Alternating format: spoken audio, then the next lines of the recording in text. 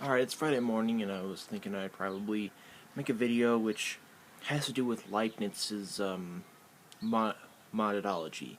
Um, what I read out of for the modern text is this book, Modern Philosophy, Anthology of Primary Sources, edited by Roger Eriu and Eric Watkins. It basically has basically most things that you would need from the modern period of Spinoza, Leibniz, Descartes, um, Malebranche, Berkeley, Hume, Locke, and Kant. So um, it just has the prolegomena to Kant. So I think it's a pretty nice book. But yesterday I had to write like a explication on Leibniz's monadology.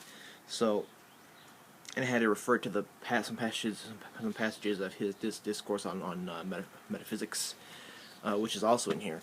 Um, and I just wanted to make a video about the monadology itself because it's basically a metaphysics and a philosophy of mind which is centered on the idea of there being a creator, um, you know, in this picture. I mean, it's not centered on that. I think that it's not really centered on that per se, but it's this.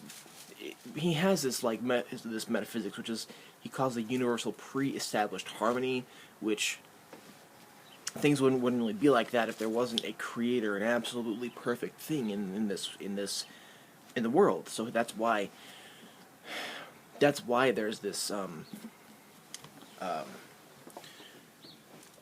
creation. So I'm not going to really talk too much about the discourse on metaphysics because I think the discourse on metaphysics is, what's cool about that is it's not really like, I think that the monadology is much more metaphysical than the discourse on metaphysics. The discourse, it has a lot to do with God, and it's a lot of it is talking about what's it's saying against people like Pierre Bayle, who are actually it's in the monadology where he goes against Bayle, but he kind of goes against people who don't like the idea of a metaphysics which is centered on God in the picture, and it's talking about it's kind of like it's just kind of it's quite theological. It's kind of going against certain positions on God and the way He is and all that stuff. It's quite theological rather than metaphysical. So yeah, in this book, it's really good because it has the discourse on metaphysics, monadology, letters to Arnold, and primary truths. So it's a lot of good stuff. Oh, and a new system of nature and communication of substances.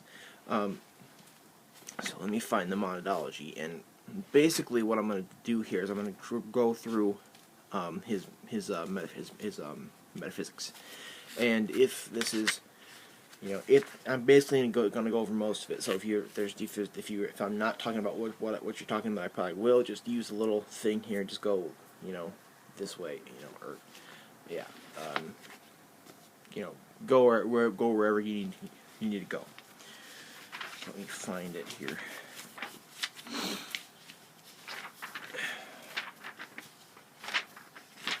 If I can. It's called the Principles of Philosophy, or the Monadology. And, this is a metaphysics which is based upon monads. And we have simple substances and we have composites. A simple substance is something that is not divisible. You can't dissolve it. You can't break it down. You can't break it down any further. It's primarily it's just it also has no parts. It's almost like a atomism, because he calls it in section 3 the atoms of nature are the monads, and he uses various different kinds of words for monads, which kind of creates a hierarchy of monads. And also here we have what might be called a Leibnizian idealism, because nothing in Leibniz's metaphysics is extended. If you don't know what extension is, in Descartes, there's res cognitans and there's res extensa. There's a soul and a body. The res cognitans is the soul substance. It's the stuff that is not extended. You can't sense it. Like this stuff is all a body, and it's res extensa because it's extended. The body is res extensa for Descartes. So extension means that there's matter and thus there's mass. There's matter, and it's you might call this like a extended substance, or I mean you might call it an objective object if you want to say that. But extension just means that there's no matter. There's no matter. There's no matter in the scientific sense. So simple parts enter into relations with each other to build up composites. Composites can build up and break down naturally. A composite is understood only in terms of its what Leibniz uses the word ingredients, but it's parts. Composites have parts, and the parts are simple substances. And a simple substance is basically a monad. Now, this is in section 7 of the Monadology. You see the famous quote: "Monads have no windows." What this means is that no external force can act upon it, which would make a monad or a simple substance break down. You can't. How about just read it? There's also no way of explaining how a monad can be altered or changed internally by some other creature, external forces acting on it. Since one cannot transpose anything in it, nor can one conceive of any internal motion that can be excited, directed, augmented, or diminished within it, as can be done in composites, where there can be change among the parts. The monads have no windows through which something can enter or leave. Accidents cannot be detached, nor can they go about outside of substances, as these sensible species of the scholastics once did. So, he also says later, not long after that the only way the monads can break down or build up is through creation, which is where they're created by something that is non-contingent, or annihilation, where they are all destroyed by something that is non-contingent. So they can't be altered or changed or broken down by something entering inside of them. Monads have qualities. Simple substances have qualities. In order to understand and make distinctions between them. And let's see here. There is in every substance. I'm just going to say this out. He doesn't say this quite yet, but in every substance you have a variety of properties or of attributes. A simple substance or a monad is understood in terms of its attributes or its properties, if you want to use that term. I would prefer to use the term here, attribute. It's referred to. It's understood in terms of those properties.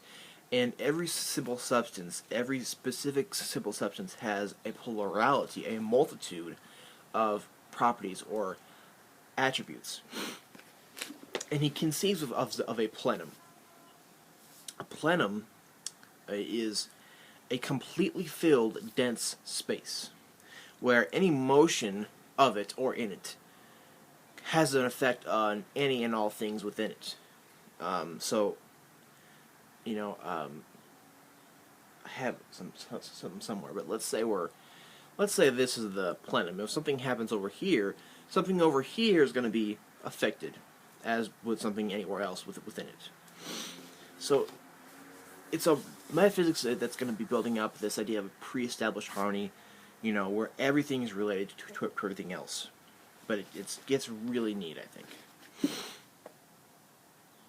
Okay, so that is basically what the basic metaphysics of this is. So then he goes on to talk about perception, and the way he says it is kind of hard to understand, which is in section 14. The passing state which involves and represents a multitude in the unity, or in the simple. So the multitude in the unity is the relation of that simple to other symbols, as well as the variety of attributes within that one simple. So the multitude in the unity. The multitude in the unity, or in the simple substance, is nothing other than what one calls perception. It involves and represents.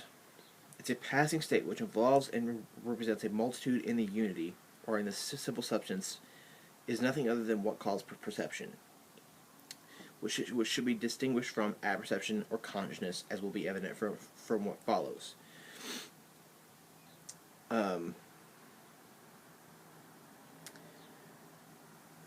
Okay, so that's kind of hard to understand, but you can kind of see how that would work. It's a passing state of these simples, of the multitude in these simple. So then we figure out what apperception and appetition is. Apperception is thought about your own thought, perception of your own perception. It's the Cartesian. I think it's in the first meditation of Descartes. He's thinking about his the previous things he thought that were totally true. He's thinking about them and he's doubting all those things. But then later he comes to think in the second meditation as well as part of the first. Well, if I'm doubting all of this, then what can I not? And then what can I not doubt? And he comes to the conclusion: I exist. I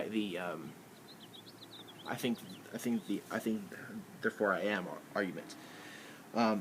But in that, it's apperception in Leibniz's terms, because it's thought about your own thought. So thought about your own thought comes to the question, if we're thinking about Descartes, do thoughts have owners? And can a thought exist without having a owner? And Leibniz says this is where the Cartesians have failed badly, since they took no account of the perception that we do not apperceive.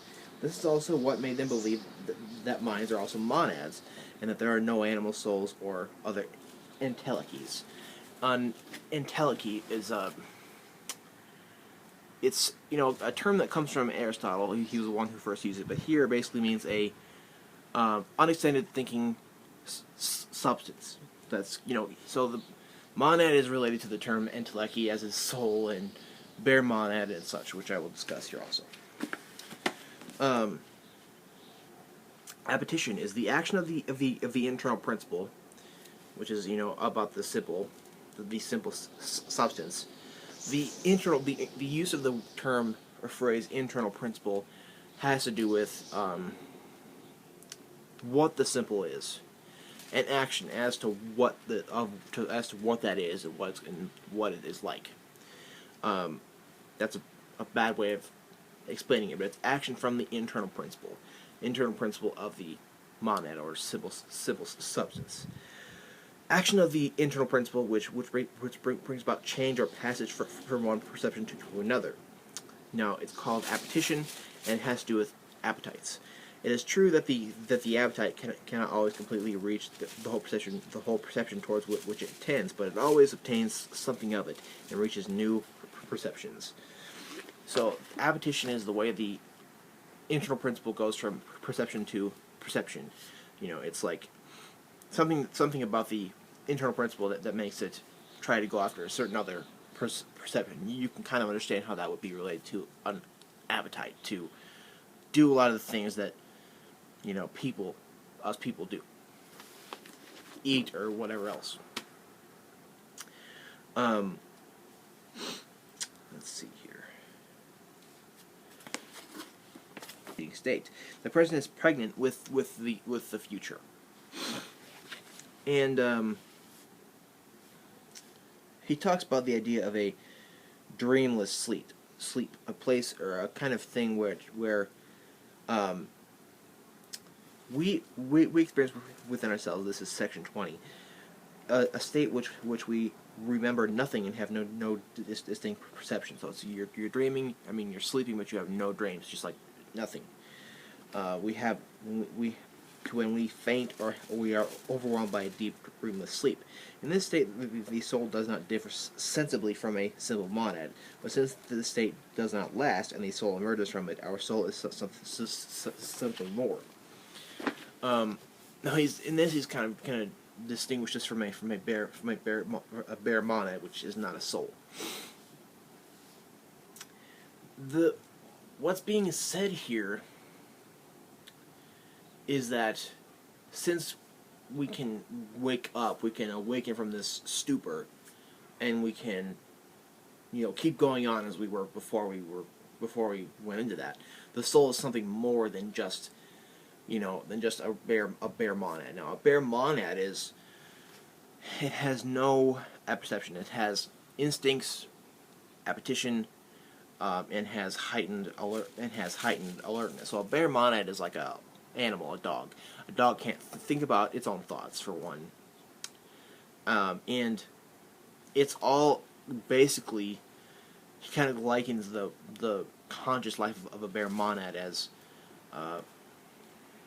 just a drunken stupor, because there's no differentiation between anything else. But in the soul, a soul's like he's kind of creating this monadic hierarchy, where the soul is something more than just a regular monad. A soul is a monad, but it's a higher level monad, to where when we're totally awake, when a soul is totally awake, is distinguished from a dreamless sleep stupor, and yet the soul can still emerge from that after having been immersed in it. Okay. And now memory. Memory is it provides kind of sequence. Provides kind of sequence in souls, which imitates reason, but must be distinguished from it. We observe that when animals have the perception of something which strikes them, and when they previously had similar perception of that thing, then through a representation in their memory, they expected that which was attached to the thing in the preceding perception. So, and then he says down here in section 28, we are who we are, and we act the way we act, and we believe what we believe based on our memory and things that have happened to us in the past. The present is pregnant with the future, in that if a dog is beaten with a stick at a first time, and then in some time later, the person shows the stick to the dog flees. That's because it remembers what that stick could cause to it, what the pain that it could cause. So men especially act the way they act and believe the way they believe because of their memory, the sequence of their perceptions. Okay. So then we have a couple of different principles here. The principle of contradiction is that anything that involves a contradiction is false, and that which is opposed or contradictory to the false is to be true. So it's just kind of like if we it's kind of like the thing with the conjunction. It is Tuesday and it is not Tuesday. That is a contradiction, because that cannot be false, or I mean it cannot ever be true. The principle of sufficient reason, which you will find in various philosophers, including Leibniz. You'll find that in Schopenhauer and many philosophers after that, which says that when we find a true or existent fact, um, we find no true assertion without there being a sufficient reason as to why it is this and not otherwise. So in philosophy of religion, the principles of sufficient reason, um, given that it's there, I mean, I'm kind of the position that the principle of sufficient reason really isn't entirely true. That there's a reason why there's something in this universe rather than nothing. And we have truths of reason and truths of fact. And this corresponds to the relations of ideas and something else in, Hume. And then it also corresponds a lot to Kant's analytic and synthetic, which W.V. Quine, in his paper in 1959, Two Dogmas of 51, Two Dogmas of Empiricism, he kind of knocks down that distinction. A truth of reason are necessary, and their opposite is impossible. So the box modal operator, it cannot be other than X. You see a box and then X in modal logic, that means it cannot be other than X. The opposite of X is impossible. Truths of fact. So that kind of corresponds to analytic, because analytic truths are true in virtue of the meaning of the predicate. So it's like the sentence: bachelors are unmarried men. That cannot ever be not true. Truths of fact are contingent, and their opposite is possible. So that's synthetic because it is about the world, and it's in Carnap, his essay Empiricism, Semantics, and Ontology, he gives linguistic frameworks where you can talk about whatever kind of metaphysical, ontological entities you want, and but you have to establish what your analytics are in order to get synthetics about those, in order to move towards some kind of knowledge within this conceptual scheme. Let's see here. Okay, I want to get to. I'm going to skip that. I want to get to his philosophy of mind. Oh, there's the fact that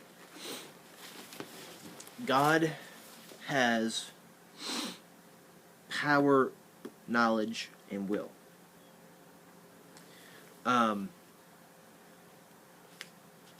He has power in that he had the ability to make everything.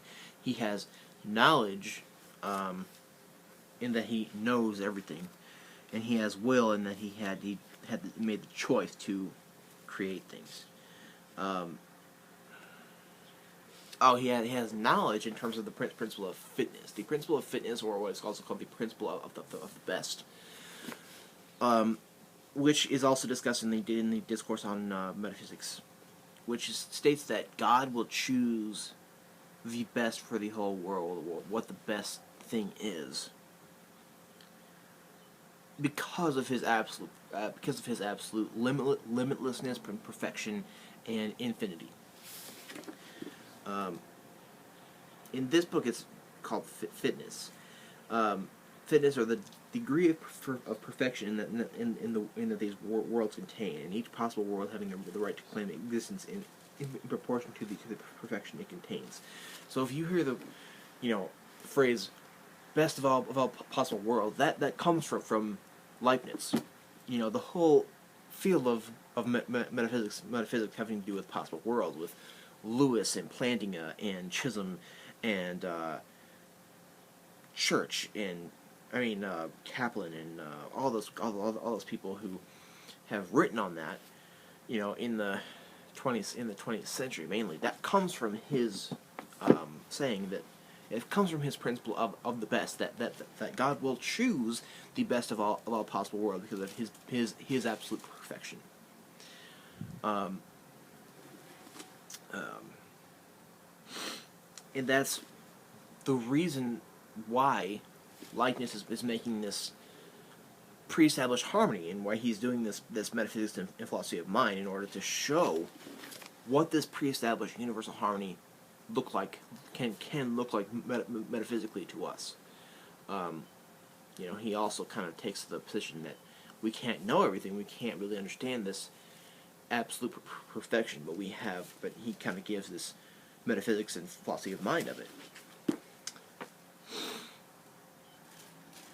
Okay, and then he gives two proofs for God's existence. One a posteriori, one a priori. The a posteriori one is that every true fact and every existent must have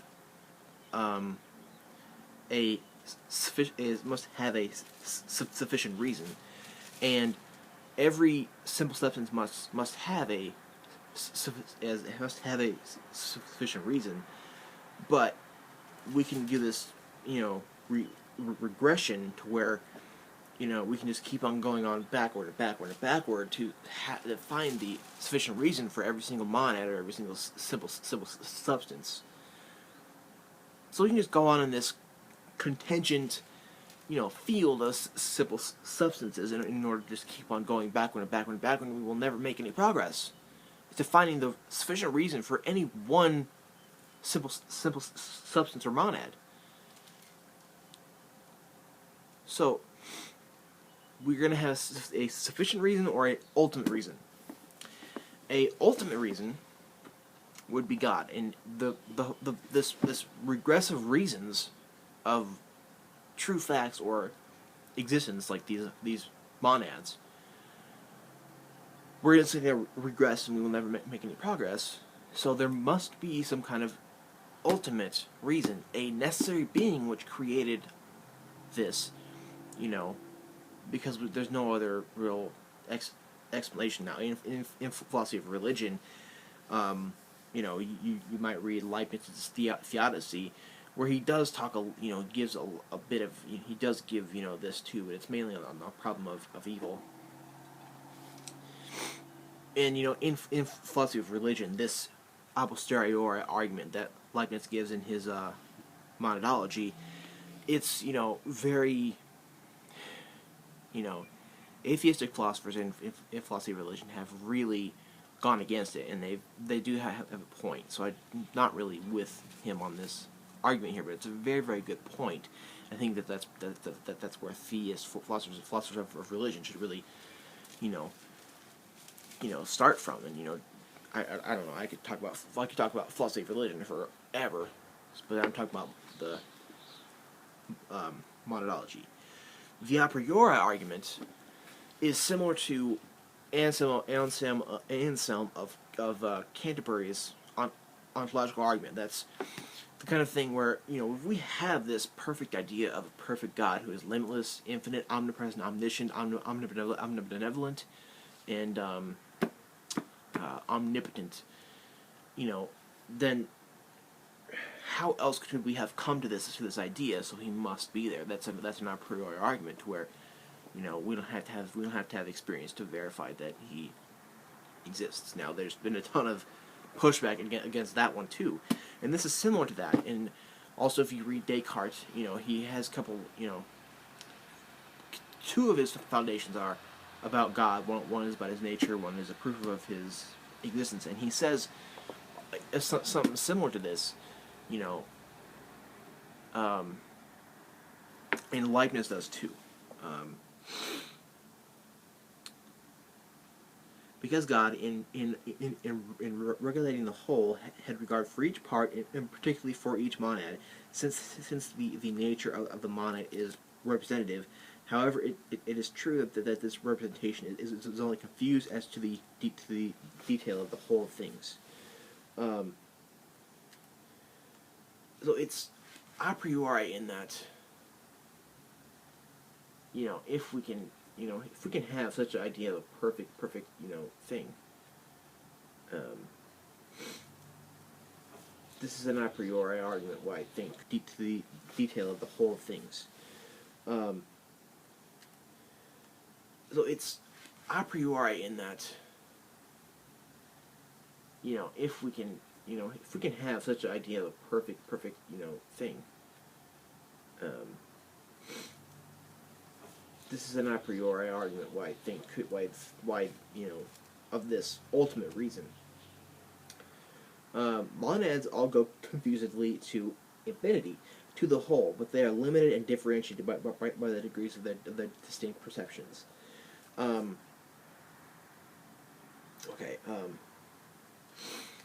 Those are the two arguments. Now, this is where it kind of, I'm going to talk about his philosophy of mind now. There are bodies and there are souls. So every monad has a object. Every monad has a corresponding object. Now, in a way, he's a monist, in a way, he's a dualist. He's a dualist in that the soul and the body are two specific things, but they're not of different substance. There's only one kind of substance in the world, and it's monads, which are not extended in their simples. So in a way, he's a monist because he's a substance monist. But in this plenum, Leibniz espouses a non-interactionist dualism. The body and the soul are both monads. They're both monads. And Descartes was a dualist and says that the soul has a direct causal interactionist effect on the body, and it's a direct interactionist effect, and the soul has a say on what happens. But the same thing goes for Leibniz, but there is no direct interaction within this pre-established harmony between the soul and the body. There's only interaction between one soul and one body because of the plenum. In the plenum, like I said, if this is the plenum, something happens here, anything will be affected, and everything will be to a certain extent. So let's say soul's over here, body's over here. Soul doing something down here will affect the body only by way of the plenum. So in a plenum, if a certain event occurs in any spatial location, for something to be affected in that plenum by that first event, it does not have to be in spatial proximity. So let's say this is like a plenum.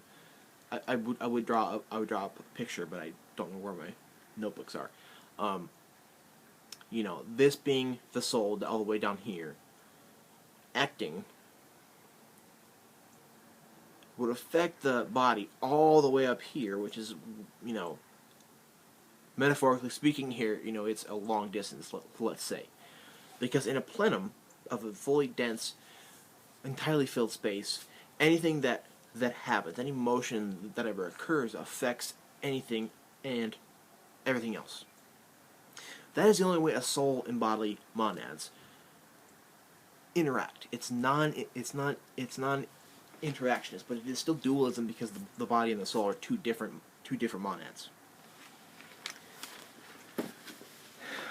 And I think that's true to a extent. And then this all falls in line with Christian theism. It all falls in line with God, creator, divine, absolutely perfect creator in the picture. So I just want to explain this again. Any simple in this plenum, for one, has a multitude of properties and attributes, which relates it to anything and everything else within the plenum that it's a part of. And the simple by itself is in relation to every other and any other thing that is simple within this plenum. So everything is interrelated. Everything is interconnected. It's just this one interwoven thing in this, which is this plenum, which is what Leibniz is using to describe metaphysically the world that, or this universe that God has created. So, in section 61, he says that composites are analogous to simples because this whole plenum of all these simples that have attributes can be in itself one huge simple because of the way simples have been described.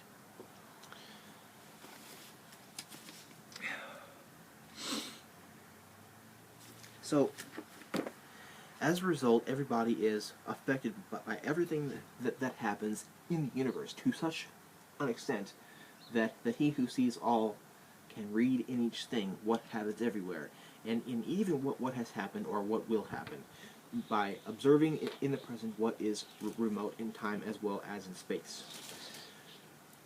All things conspire, says Hippocrates, and he quotes Hippocrates. So, every simple substance, he calls every simple substance, every monad is a mirror of the universe, of everything else in the universe. Every simple is a mirror of anything and everything else.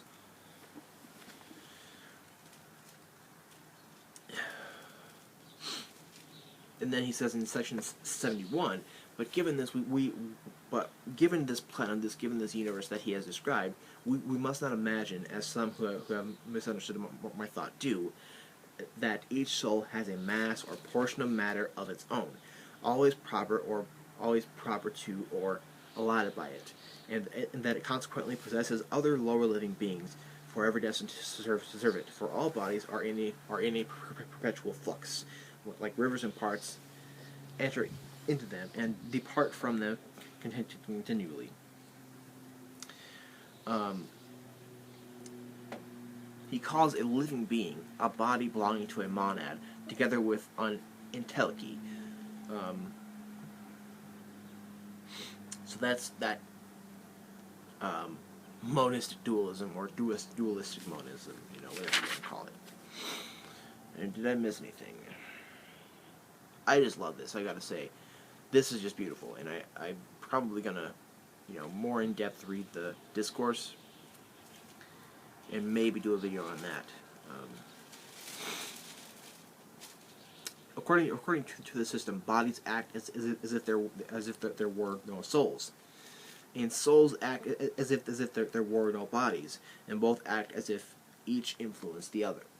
So he says that it's impossible for bodies to act as if there were no souls, and souls to act as if there were no bodies, but both act as if each influenced the other. Okay. All right. So the term pre-established universal harmony comes from the fact that this is the best of all possible worlds that God could have possibly created. It's the best possible. And it's all harmony because of its interconnectedness in this plenum.